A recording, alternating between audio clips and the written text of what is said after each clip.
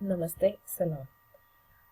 आज की क्लास मैंने ग्रामर के ऊपर बनाई है। जैसे कि पिछली क्लास में मैंने आपसे पूछा था कि आप में से काफ़ी लोग हैं जिनको आ, ओ, और शे का मतलब नहीं समझ आया।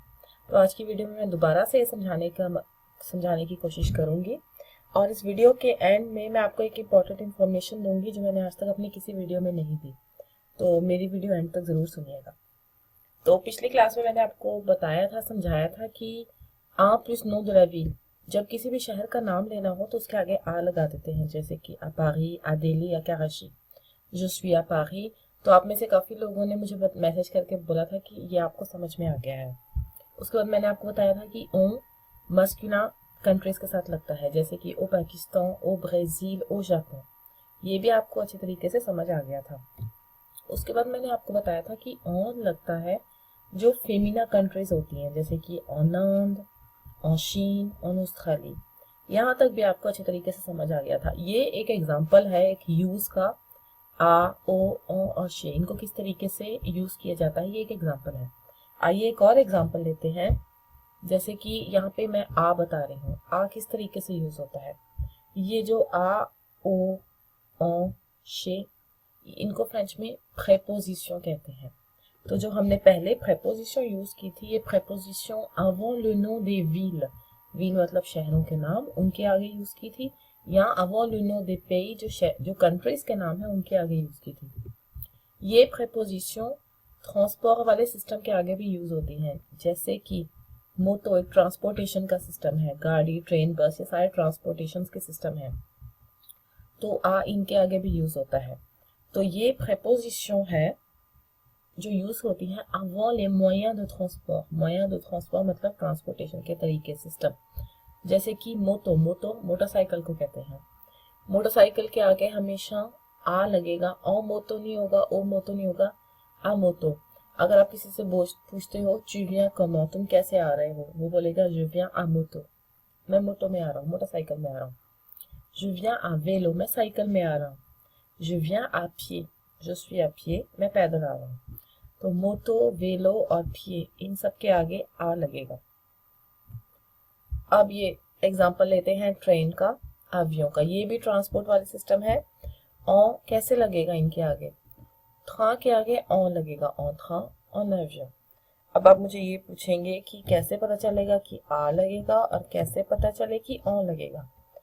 बहुत ही आसान है इसका जवाब। एक बार आपको समझ में आ गया तो आप कभी गलती कर ही नहीं सकते। जिस ट्रांसपोर्ट से हमारा सर ऊपर से कवर नहीं होता, हम खुली हवा में होते हैं, उसके आगे आ लगता है। जैसे कि आमुतो, मेरे सर पे कोई कवर नहीं है, कुछ नहीं है, मैं खुली हवा में हूँ, आमुतो। आवेलो, हेलमेट पहना हुआ लेकिन मेरे ऊपर कोई कवर नहीं है, आमुतो, आवेलो। पैदल चल रही हूँ, आपशे। ट्रेन में हमारे ऊपर छत होती है, कवर होता है, औ, इसलिए हमेशा ओ लगेगा। ऑन एवियन, प्लेन में है, प्लेन हमारा ऊपर से हमारा सर हमेशा कवर कर देता है, तो ऑन एवियन। कभी भी आ आवियों या आ था नहीं लगेगा। जहां पे सर कवर हो गया वहां पे ओ, जहां पे हमारे सर के ऊपर छत नहीं है वहां पे आ। ये देखे ध्यान से, बस और ये मेट्रो।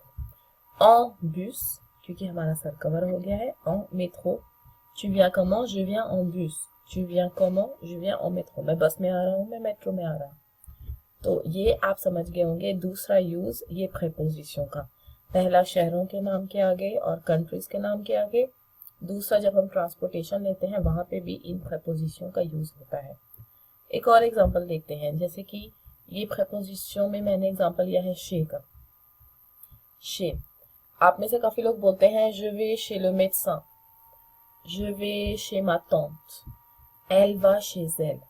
तो जहां पे भी किसी बंदे का नाम आ रहा है, किसी पर्सन की बात हो रही है, नाम आ रहा है या बात हो रही है, ma tante मेरी आंटी, एल उसका, उसके आगे शे लगेगा। जैसे कि je vais मैं जा रही हूँ, chez ma tante अपनी आंटी के यहाँ, elle va वो जा रही है, chez elle अपने घर, chez elle जब मैं बोलती हूँ je vais chez moi मैं अपने घर जा रही हूँ, elle va chez elle वो अपने घर जा रही है।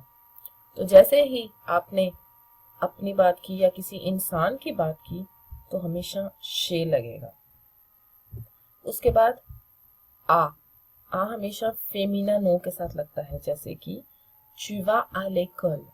je vais chez école नहीं होगा, tu vas chez école नहीं होगा, क्योंकि école कोई बंदा नहीं है, कोई इंसान नहीं है, कोई जगह है, कोई चीज है। जहाँ पे कोई चीज है या कोई जगह है का नाम आ जाता है तो वहां पे शे नहीं लगता। tu vas à l'école, तुम कहाँ जा रहे हो? स्कूल में। स्कूल एक जगह है, कोई चीज है, मतलब कोई इंसान नहीं है, किसी इंसान की यहाँ पे बात नहीं हो रही। on va à la piscine, हम स्विमिंग पूल जा रहे हैं। मैंने आपको पहले भी बहुत बार बताया है कि आ हमेशा वहां पे लगेगा जहाँ पे जो अगला नो है वो फेमिना है। पिसीन आपको मैंने बता चुकी हूँ कि फेमिना है, और ऊपर से इसके एंड में ई भी लगता है, तो श्योर है ये फेमिना है। एकल फेमिना है, एंड में ई लगता है। अब यहाँ पे आला पिसीन आएगा, यहाँ पे आलेकल, क्योंकि मैंने आपको बताया था कि जो है वो एक वॉयल है, वॉवल है, तो जैसे ये आएगा तो उसके आगे आला एकल नहीं होगा, आलेकल, एल के साथ अपोस्ट्रोफ लग जाएगा। तो ये एक और यूज है आ प्रीपोजिशन का। एक और एग्जांपल लेते हैं, इस बार मैंने लिया है ओ। il va au cinéma, मैं यहाँ पे ये नहीं बोल सकती il va chez cinéma, क्योंकि सिनेमा कोई इंसान नहीं है, सिनेमा कोई जगह है।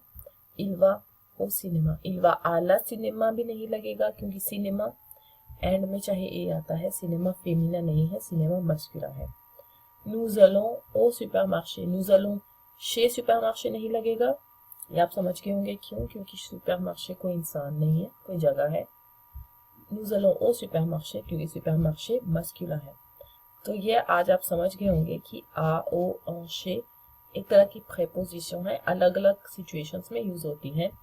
आज मैंने आपको इनके कुछ एग्जांपल्स दिए हैं, इनके और भी एग्जांपल्स हैं, मैंने बेसिक लिए हैं, जिसमें शहरों के नाम लिए हैं, कंट्रीज के नाम लिए हैं। जब हम ट्रांसपोर्ट लेते हैं तो कौन कौन सा प्रेपोजिशन लगता है, या जब हम कहीं जगह जाने की बात करते हैं तो कौन कौन से प्रेपोजिशन लगते हैं। आप में से काफ़ी लोगों ने मुझे रिक्वेस्ट की है कि आप हमें होमवर्क दें ताकि हमारी और से ज़्यादा प्रैक्टिस हो, हम सेंटेंसेस को समझ सके, पूरे सेंटेंसेस बना सकें।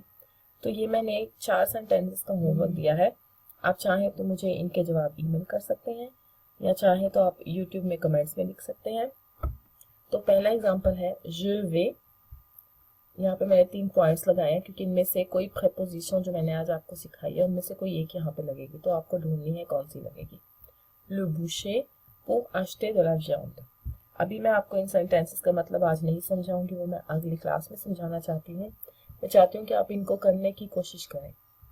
il va cinéma pour voir le film Lahorier, vous allez le boulanger parce que vous adorez les pains au chocolat, tu vas l'école pour apprendre le français। इनको करने की कोशिश करें। अगर आपको किसी सेंटेंस में कोई वर्ड नहीं समझ आता फिर भी तो कैसे करने की कोशिश करें, उसका मतलब आप इंटरनेट पे डिक्शनरी में देख सकते हैं, और मैं वैसे भी अगली क्लास में इनकी करेक्शन ज़रूर बताऊंगी। तो आज की क्लास यहाँ पे ख़त्म होती है। जैसे कि मैंने आपको बताया था, मेरी वीडियो एंड तक सुनिएगा, क्योंकि मैं आज आपको एक नई इन्फॉर्मेशन देना चाहती हूँ जो मैंने आज तक अपनी किसी वीडियो में नहीं दी।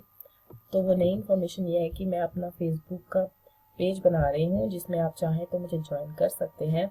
जो वीडियो मैं यूट्यूब के ऊपर डालूंगी वो मैं अपने फेसबुक चैनल के ऊपर भी अपलोड करूँगी। तो ये लिंक है facebook.com/fancyKid2017। ये मैं अपनी यूट्यूब वीडियो के नीचे भी ये लिंक डाल दूंगी, जिससे आपको बस उसके ऊपर क्लिक करना होगा। पेज के ऊपर जैसे भी आप जाएंगे, आप उसको लाइक करेंगे तो आप ऑटोमेटिकली उस पेज को सब्सक्राइब कर देंगे, और जैसे ही उसमें कोई न्यू इन्फॉर्मेशन आएगी आपको उसी टाइम पता चल जाएगी। मेरी वीडियो सुनने का बहुत बहुत शुक्रिया।